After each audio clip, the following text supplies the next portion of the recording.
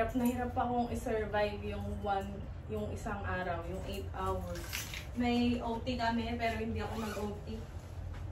Kasi hindi ko talaga kaya. Pag nag-OT ako ngayon, yasumi ako bukas. Talaga.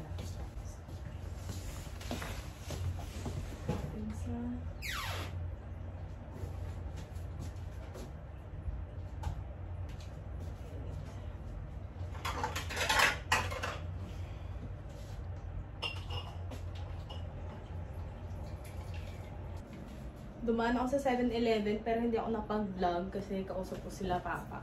Sabi tayo ako nito, gusto kong kumain nito, taco. 300 plus something siya guys. Pero okay na din kasi usually medyo mahal din kasi 10 sa mga restaurant na ganito or sa mall, 10 piraso, 500 something yata or 600. Ito 6 lang. Pero pwede na rin, hindi din naman siya tinipid. Yan ang favorite ko as of now. Ganyan ako kapag may nagustuhan ako hanggang sa maumay. Tapos bumili ako ng tinapay para sa work bukas. Steamed banana and chocolate cake. Cakes talaga. In fairness, mabigat naman siya. 224 calories. Tapos ito, curry bread. Baon ko din bukas. Kasi ito guys. Ito KFC. Nakikita ko to sa ba yun? Sa Facebook and TikTok. And ganyan lang ako nakakita. Sa 7-Eleven, hindi ko alam. So, original chicken flavor and then hot. Check natin. Like ko lang, talagang basura na. Ay,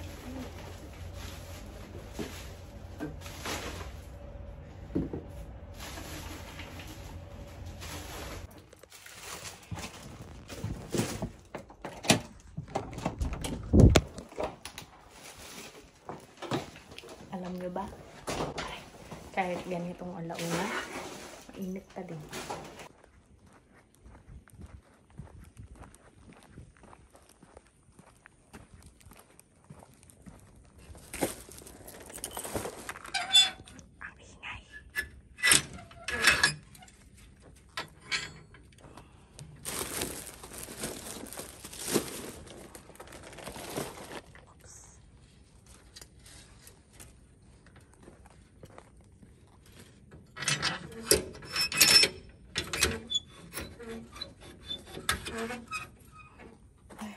Pagod. Grabe yung itsura ko. Grabe. Alam nyo, hirap na hirap ako. Hirap na hirap ako kanina kasi sama ng pakiramdam ko habang nagtatrabaho. Pero, kinaya naman. Thank God. Puro buntong hininga na lang. Sorry. Hindi ako pumasok last week. Dito lang ako sa bahay. Okay lang ako. Nalulungkot ako kasi mag-isa ako. Lalo na may sakit ako. Pero kanina, nung pauwi ako galing trabaho, ang lungkot. Yun yung kahit pang umaga ako, lalo pag panggabi, galing ako sa night shift. Ang lungkot pag umuwi kasi alam kong wala akong dadatnan dito sa bahay. Kanina naramdaman ko na naman siya. Sabi ko, ay, ito yung feeling na ayoko kasi nalulungkot ako. Wala.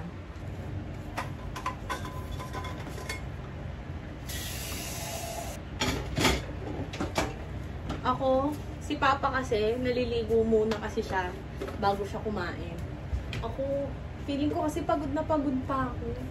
Tapos, hindi ako makapag-floss kapag naka-skincare na ako kasi ayokong tumatama yung kamay ko sa pisngi. Dami kong ritual sa buhay.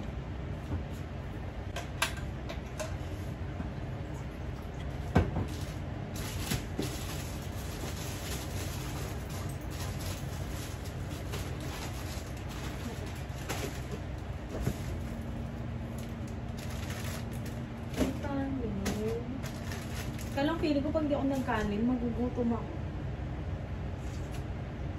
So, anong gagawin ko?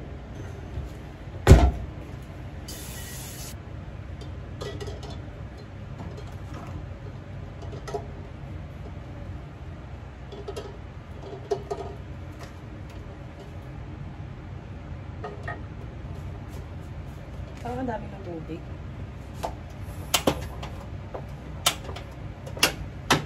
natatanggal.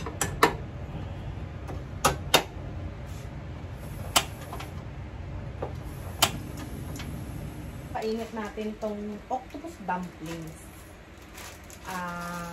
Usually guys, meron namang instruction dito, pero dahil witty ang hapon, very brainy, hindi pala witty, dahil brainy ang hapon, meron din drawing. Para kung hindi mo siya nababasa, ganyan. Ito, minutes ang ibig sabihin yan, ito seconds. So, ayan, yan lang siya. Kasi yung drawing. Tapos ito, meron siya nung sauce, and nung parang tuna flakes ba yan. Tapos matigas talaga siya guys. Kainin muna natin. Naglaga ako ng itlog. Yan na lang ulit baon ko bukas sa work. 2 nilagang itlog, binaan ko kanina sa work. Ako guys, wala akong ano sa ano. Basta kailangan malamnan yung tiyan ko, okay na. Hindi ako maselan sa ano. Pero kasi gusto ko din naman siya. Mabilisan.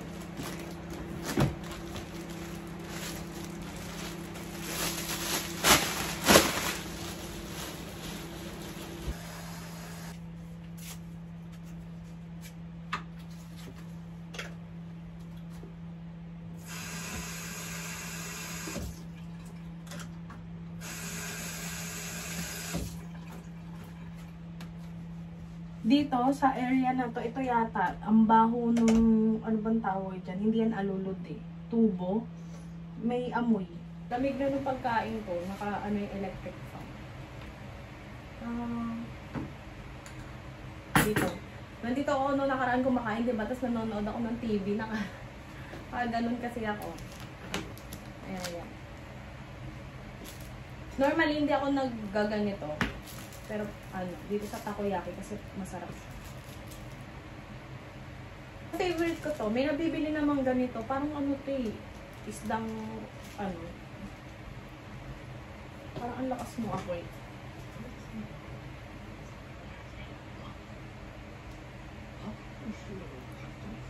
Pakita ko sa inyo yung Hindi ko to sinusubo ng buo guys. Kasi mainit. Dapat meron ako.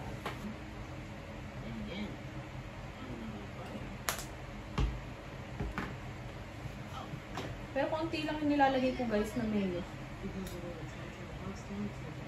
Tapos ganyan pa rin siya guys. May taco siya, in fairness naman.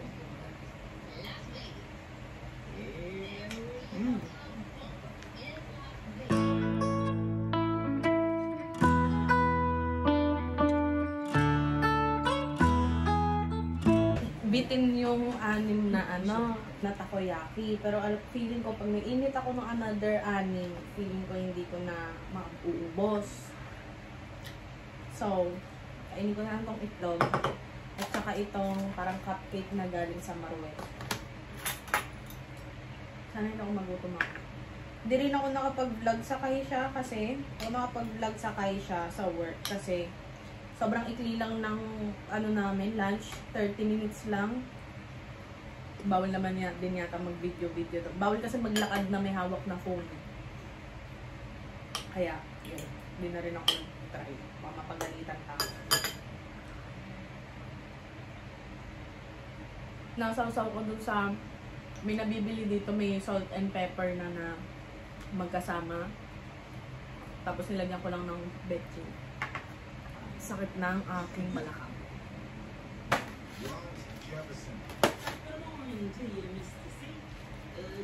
Busog ako. Nabusog ako sa itlog.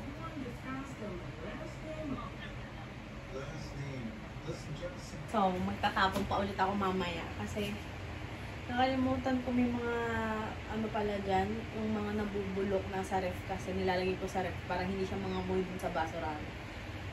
Nakalimutan ko siya. Sama na pakiramdam.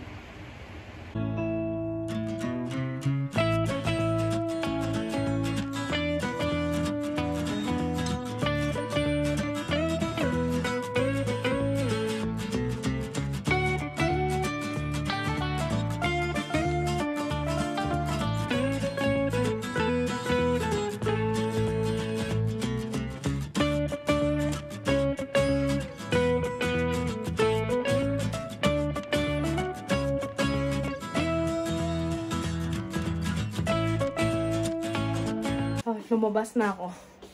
Nagtapon ako ng basurang naiwan ko. Nahihilo ko, guys.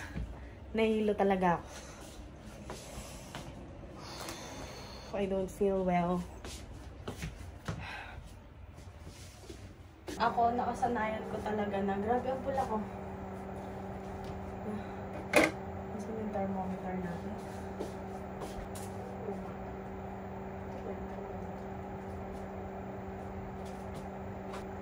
Ako talaga, bago ko maligo, naghahanap na ako agad ng damit. Kasi, si Lola Lily kasi gano'n, yung lola ko. Oh my gosh. Iba yung ano ko eh. Usually naman talaga, namumula ako kapag pagod. Pero yung mata ko, iba yung pakiramdam. Iba yung pakiramdam ko. Pero maghahanap pa rin tayo ng damit for work kasi baka umukay naman ako mamaya. So, gusto ko itong suotin. Kaya lang medyo crap kasi ito eh. Wait lang, natatain ako. Tatain muna ako. Wait. Success. Success tayo pero yung sakit ng ulo ko hindi nawawala.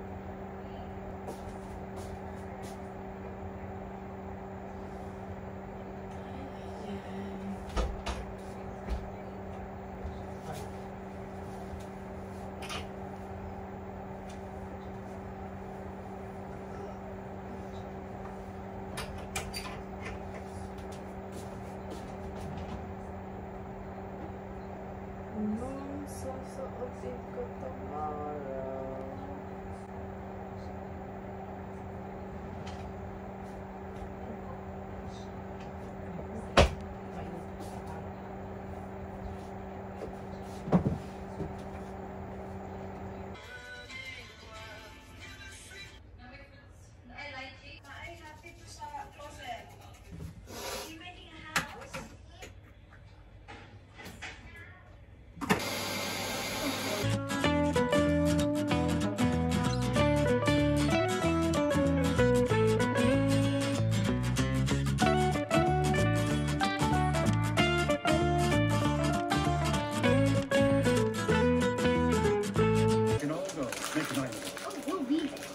Wait, we don't even know what night it is. Thursday. Oh, Thursday might be a problem. Thursday's temperature. Wonderful. You don't know that. Yes, I do. Monday's your bowl. Tuesday.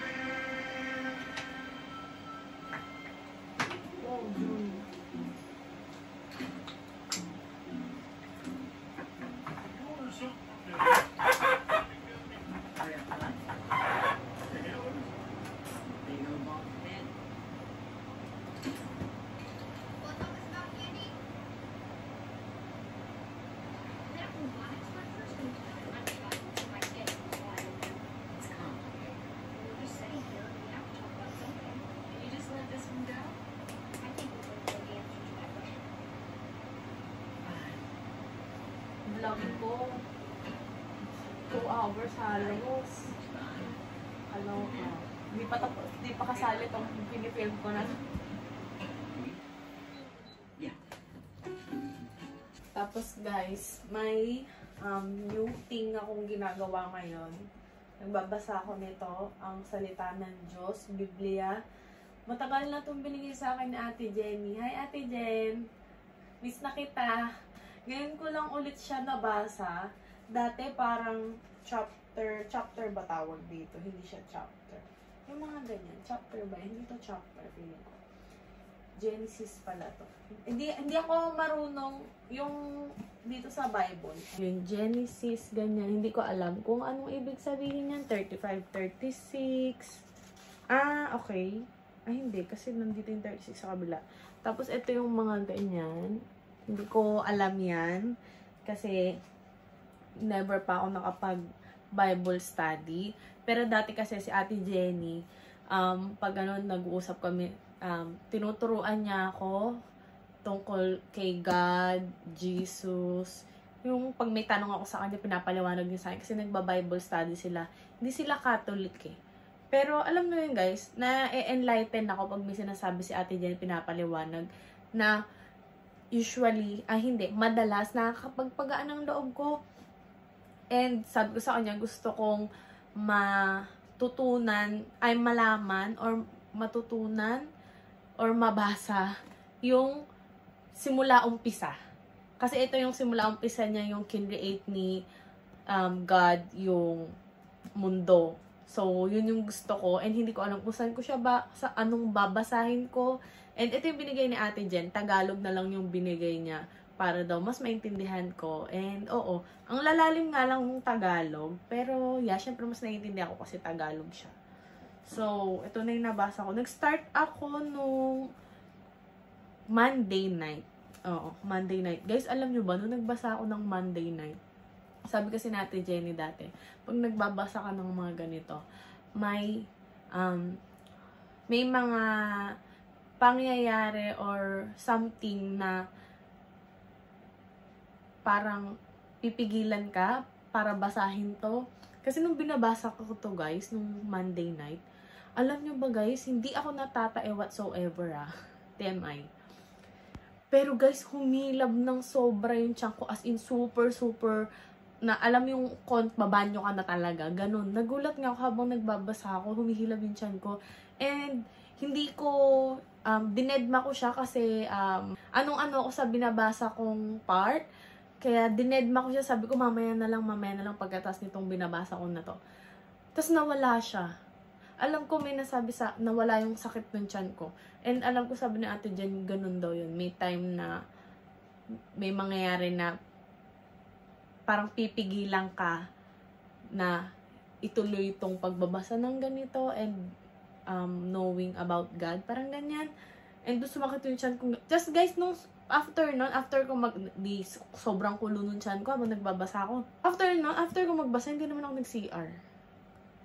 Kaya doon ko lang naalala na, tama pala si Ate Jenny, talagang may ganong something. Basta ewan ko, parang something like that. Parang nasabi ni Ate Jen na, parang ganon, may mga distractions. Yun ang word. May distraction na mangyayari na hindi mo inaasahan para lang bitawan mo tong binabasa mo. And yeah. Pero kahapon, bago ko siya basahin, kinakabahan ako. Hindi ko alam kung bakit. Tapos nung nagbasa na ako, yeah. And naiiyak-iyak pa ako, guys. Tapos itong daily bread, kasi nagbabasa na ako nun sa gabi, diba, nung Biblia. So sabi ko sa umaga ko na lang, pagkagising ko na lang ito babasahin. Kaya lang nakalimutan ko kanina. So 24, 25 kanina. 24. Ito guys, si Ate Lenny nagturo sa akin nito. Nisin pala yung may gawa nito. Pirakuru. Miracle Care to guys. Pampatulog daw to. Nakaka-help siya ng makatulog ka. Lalagay ko na lang dito kung ano yung mga benefits niya.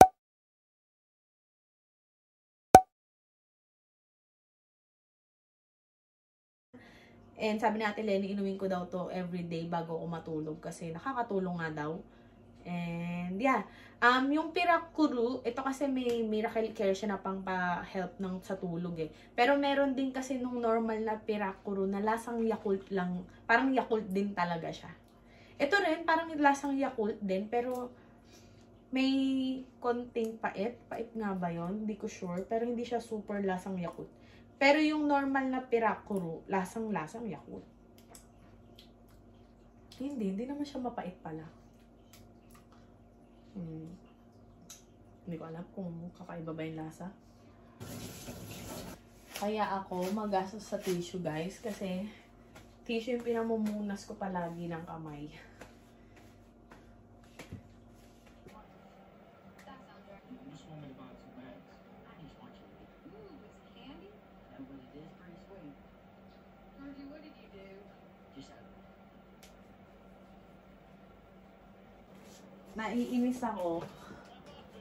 Naiinis ako kasi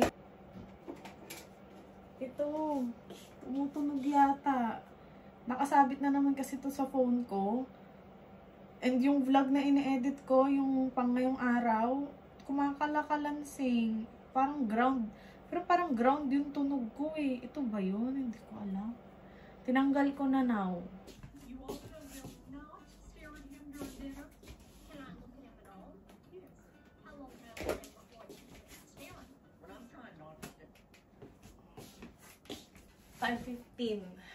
Aga-aga pa yan kasi ang dami ko pa rin ginawa kanina.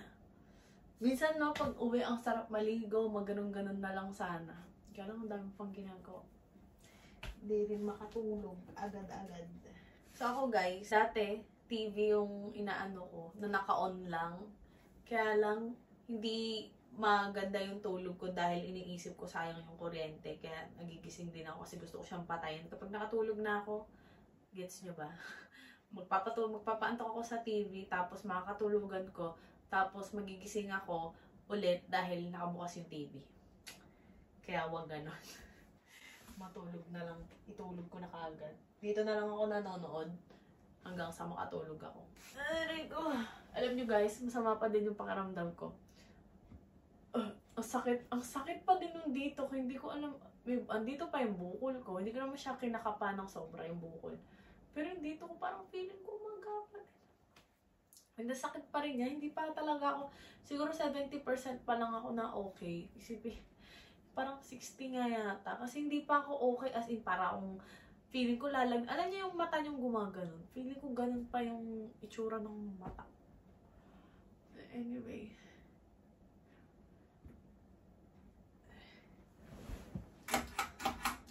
Good night, guys!